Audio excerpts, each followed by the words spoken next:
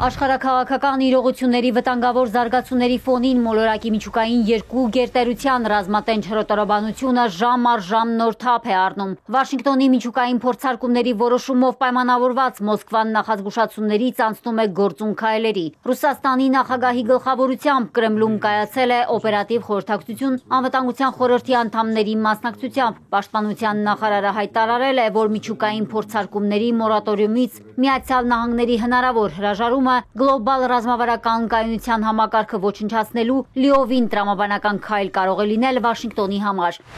Բելաուսովը զեկուցել է, որ բացի տարբեր պայմանագրեր չեղարկելուց նահանգները զգալիորեն արդիականացնում ու կատարելագործում է միջուկային արսենալը։ ԱՄՆ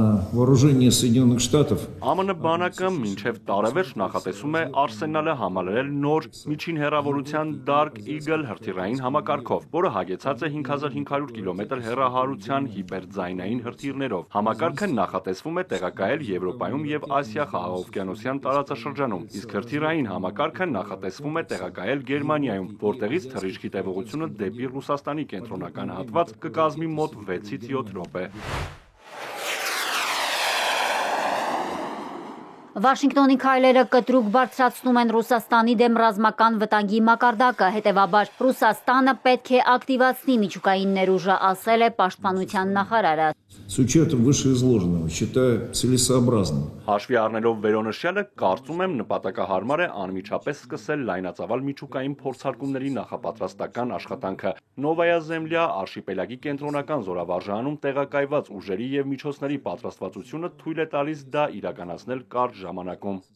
Ուժային կառույցների ղեկավարների զեկույցներն ու դիտարկումները լսելուց հետո Պուտինը հայտարարել է, որ Ռուսաստանը միշտ է հանձնառու եղել միջուկային փորձարկումների արգելման պայմանագրով ստանձնած պարտավորություններին եւ դրանից շեղվելու ծրագրեր չունի։ Սակայն եթե որևէ երկիր նման փորձարկում անի, Ռուսաստանն էլ պետք է համարժեք գործողություն իրականացնի։ В этой связи я поручаю Министерству иностранных дел. Այս կապակցությամբ հանձնարարում եմ Ռուսաստանի արտաքին գործերի նախարարությանը, պաշտպանության նախարարությանը, հատուկ ծառայություններին եւ համապատասխան քաղաքացիական գերատեսչություններին անել հնարավորը այս հարցի վերաբերյալ լրացուցիչ տեղեկություն հավաքելու, այն անվտանգության խորհրդում վերլուծելու եւ միջուկային փորձարկումների նախապատրաստման աշխատանքների հնարավոր մեկնարկի վերաբերյալ համաձայնեցված առաջարկներ ներկայացնելու համար։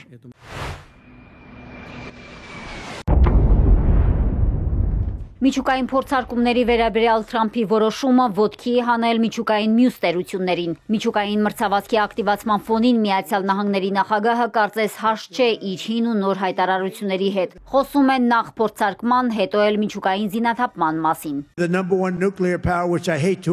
Մենք համար մեկ միջուկային տերությունն ենք, ինչը ես չեմ ուզում խոստովանել, քանի որ դա շատ սարսափելի է։ Շատ ավելի սարսափելի կլինի, եթե երբևէ անհրաժեշտ լինի օգտագործել այն։ Ռուսաստանը երկրորդն է, Չինաստանը երրորդը մեծ հեռավորությամբ, բայց նրանք մեզ կհասնեն 4 կամ 5 տարվա ընթացքում։ Նրանք ուզում են հասնել մեզ եւ կկարողանան, եւ մենք գուցե այսպես աշխատում ենք այս 3 երկրի ապամիջուկայնացման վրա։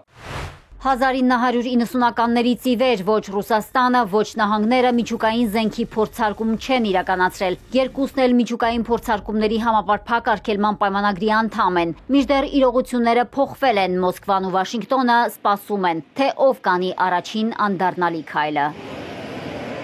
Մարիկ Օստանյան, Էպիկենտրոն։